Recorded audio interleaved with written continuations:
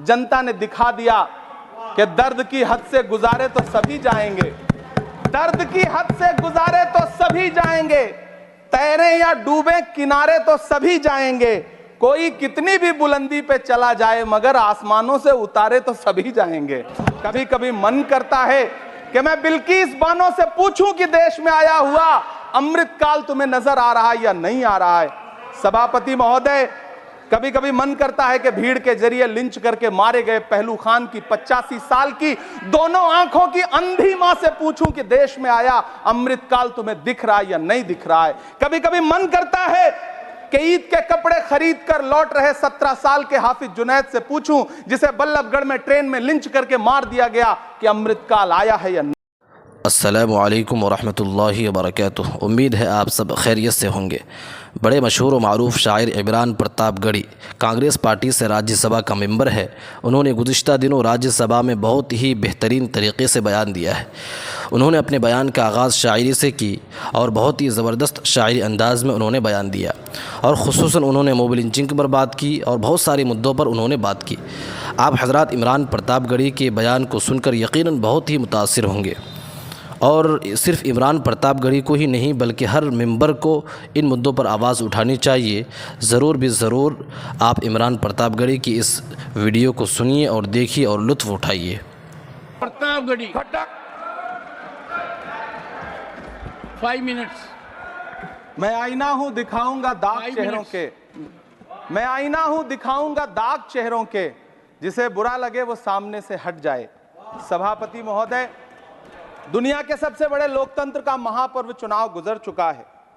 कांग्रेस मुक्त भारत का नारा लगाने वाले प्रधानमंत्री जी अपनी पथराई आंखों से किंग कर्तव्य विमूढ़ होकर समीक्षा में लगे हुए हैं कि आखिर कसर कहां रह गई। सभापति महोदय, सारे प्रहसन किए गए, भाषाई मर्यादा को तार तार किया गया, एक पूरी कौम को घुसपैठिया पुकारा गया, मछली, मंगल सूत्र, भैंस से होते हुए मुजरा जैसे शब्दों से भाषणों को सजाया गया, चुने हुए मुख्यमंत्रियों को जेल भेजा गया, महाराष्ट्र में राजनीतिक दलों को तोड़ा गया, उनके सिंबल छीने गए, चाहे वो शिवसेना हो चाहे वो एनसीपी हो, विपक्ष के सबसे बड़े दल के बैंक अकाउंट को फ्रीज किया गया। उसके बाद मोदी सरकार चुनाव लड़ने के लिए जनता के दरबार में गई, लेकिन वाहरी जनता ने दिखा दिया कि दर्द की हद से गुजारे तो सभी जाएंगे, दर्द की हद से गुजारे तो सभी जाएंगे, तैरे या डूबे किनारे तो सभी जाएंगे, कोई कितनी भी बुलंदी पे चला जाए मगर आसमानों से उतारे तो सभी जाएंगे। जनता ने दिखा दिया इस देश की। मैं महामहिम राष्ट्रपति महोदया के भाषण पर चर्चा करने के लिए, अभिभाषण पर चर्चा करने के लिए यहां खड़ा हुआ। सरकारी भाषण की मजबूरियां होती हैं, सरकार की तारीफ करनी पड़ती है, लेकिन जिस एक शब्द के इर्द गिर्द पूरा भाषण बुना गया था वो था अमृतकाल। सभापति महोदय, छात्र नौकरी मांगने पर लाठियां खा रहे हैं, 2 जून की रोटी मुहाल है, पेपर लीक ने लाखों छात्रों का भविष्य चौपट कर दिया है और देश को बताया जा रहा है कि अमृतकाल आया है। कभी कभी मेरा मन करता है कि मणिपुर में निर्वस्त्र करके घुमाई गई बेटियों से पूछूं कि अमृतकाल आया है या नहीं आया है।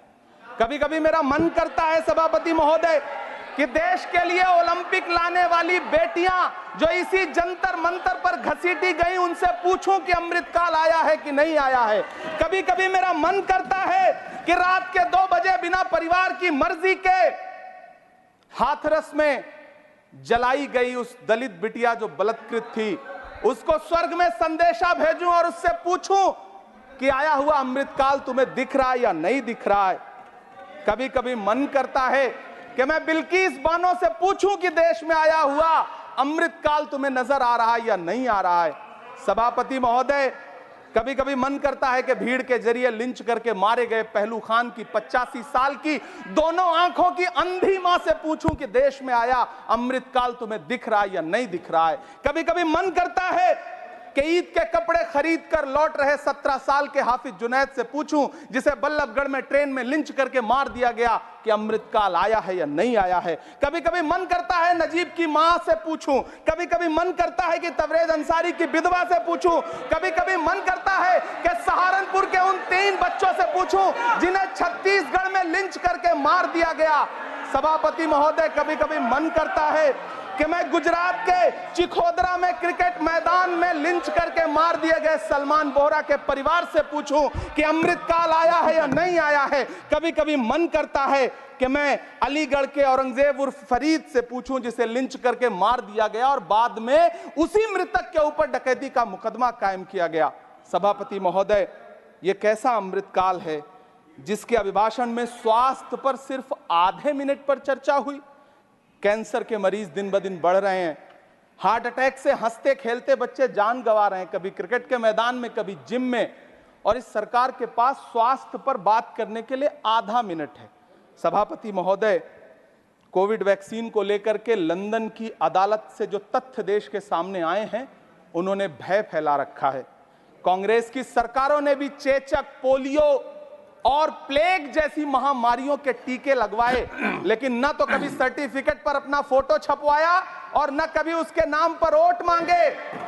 कांग्रेस की सरकारों ने यह किया है, लेकिन इन सरकारों ने क्या किया है, मोदी जी ने क्या किया है कि राजनीतिक दलों को तोड़ा और तोड़ करके चुनाव लड़े, और चुनाव लड़ने के बाद भी आशातीत सफलता प्राप्त नहीं हुई है। सभापति महोदय, अंतिम 1 मिनट आपसे लूंगा, मुझसे बहुत सारे आधा minute please. 1 minute sir. You have made a speech, you know what you have did. अंत में सभापति महोदय, मैं अंत में यही कहना चाहता हूं कि चुनाव समाप्त हो चुके हैं, सरकार बन चुकी है, लेकिन मुझे इस देश के प्रधानमंत्री जी से यह कहना है कि आप नारे लगाते थे सबका साथ सबका विकास, चुनाव के बाद अंतिम बात सर की ये झूठी सच्ची अदाकारी, अंतिम बात शेर सुना लो, अंतिम बात, time is over, you can't follow time also, take your seat now. Shri Jose K Mani, nothing will go on record. Shri नहीं बाकी है सर, मैं देख रहा हूँ सर, उस पर मत देखिए। Thank you sir. Pramod ji, on the point of time सुनिए sir. I am losing my time sir. आप भी बोल लीजिए, dialogue is going on. Shakti Singh ji भी बोल लें। कितने एडवाइजर्स हैं आपके, बता दीजिए मुझे।